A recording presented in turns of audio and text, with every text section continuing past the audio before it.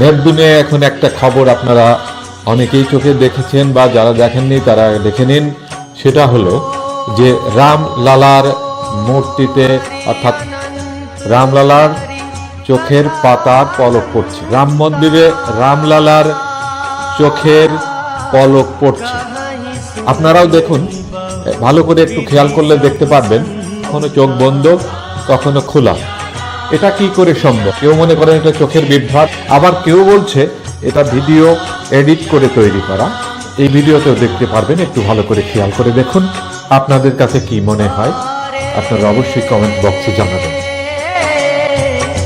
दूर करो प्रभु दुख हमारे,